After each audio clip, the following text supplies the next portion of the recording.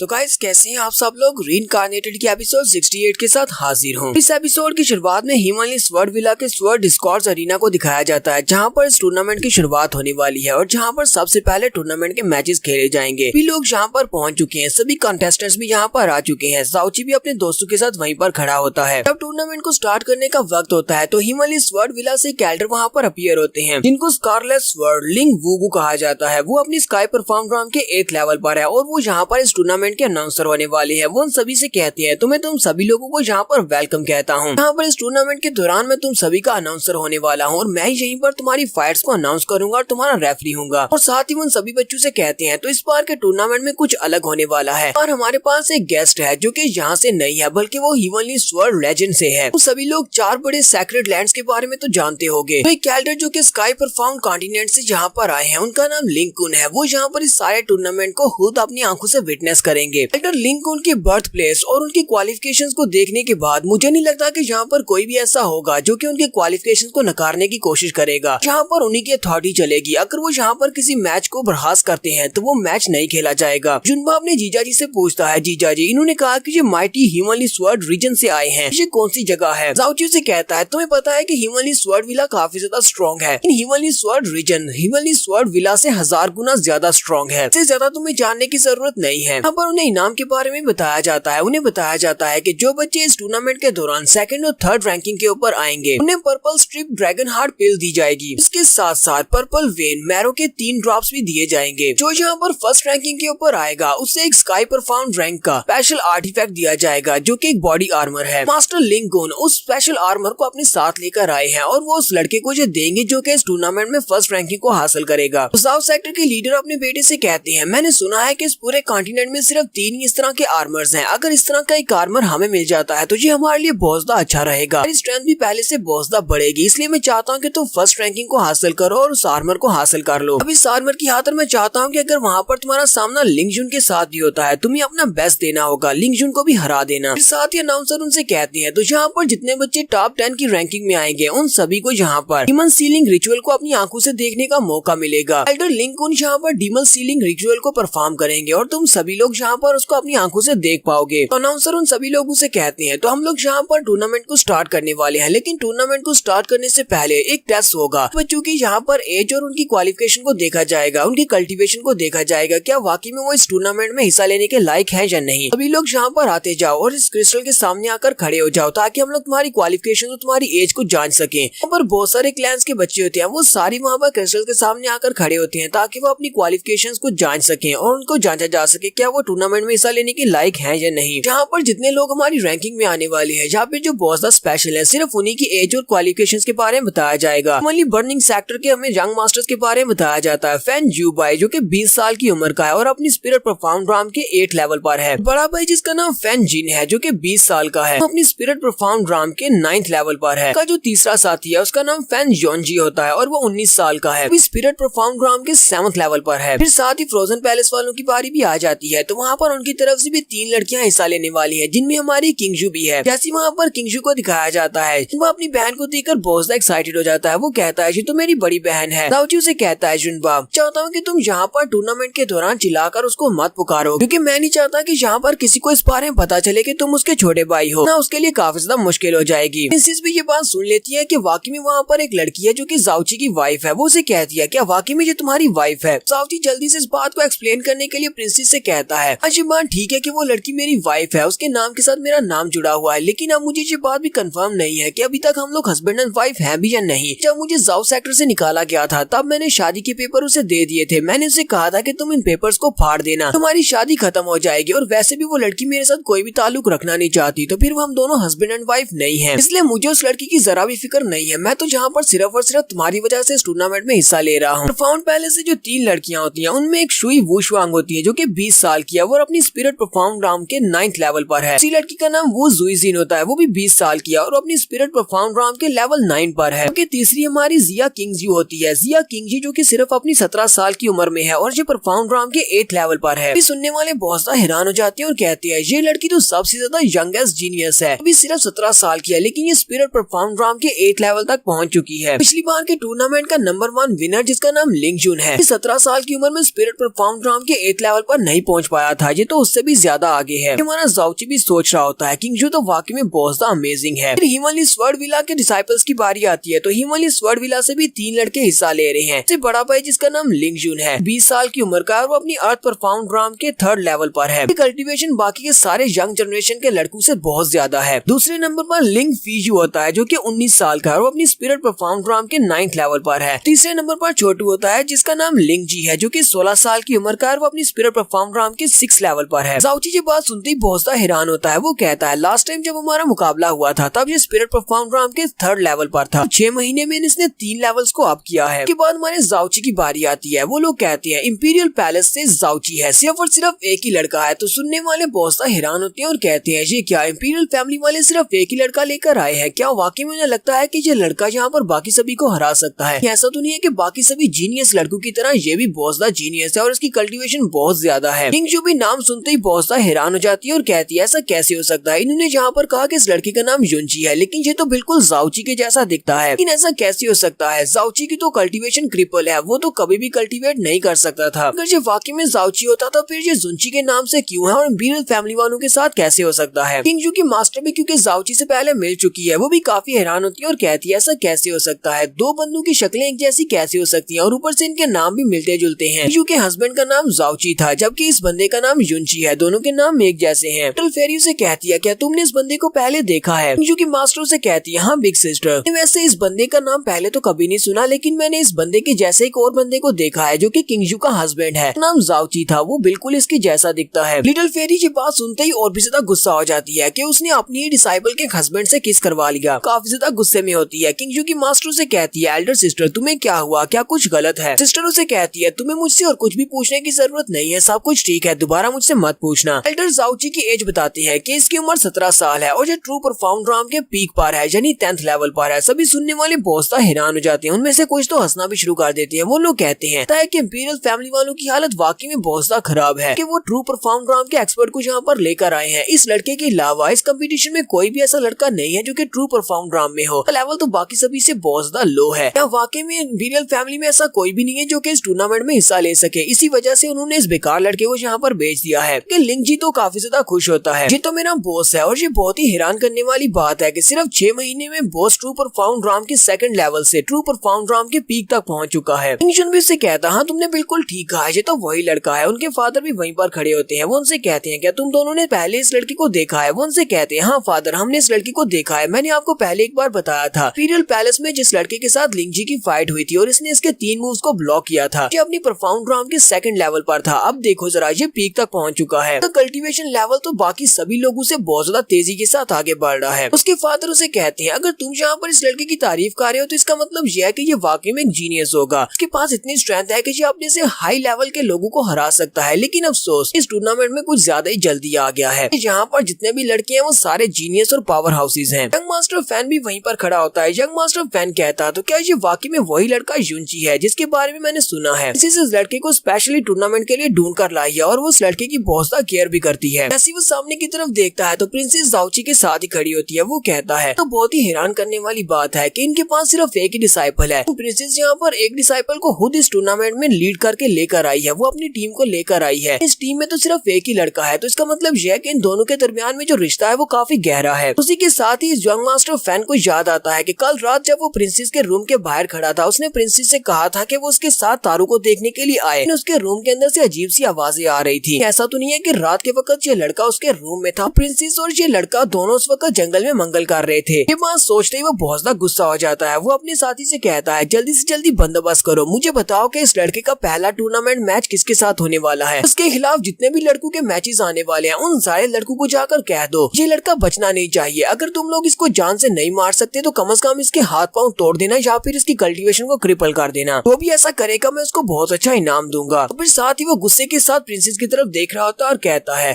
गैंगजोई, मुझे तो लगा था कि तुम बहुत ज्यादा प्योर और साफ सुथरी हो, एक नोबल लड़की हो जो कि कभी भी अपने आप को गंदा नहीं करेगी, लेकिन मैंने तो कभी ऐसा सोचा भी नहीं था कि तुम ऐसा कुछ करोगी। इस वजह से मुझे यहाँ पर कितनी ज्यादा ह्यूमिलिएशन फील हो रही है, तुम सोच भी नहीं सकती। तो फिलहाल हम लोग यहीं पर एपिसोड 68 का एंड करेंगे। नेक्स्ट एपिसोड में हम लोग इस टूर्नामेंट को स्टार्ट करेंगे कि हमारा जाओची यहाँ पर इस टूर्नामेंट में अपनी जगह बना पाएगा। क्या जाओची बाकी के सारे रैंकिंग को हरा पाएगा और टॉप 50 की रैंकिंग में आ पाएगा या नहीं, ये तो नेक्स्ट एपिसोड में पता चलेगा।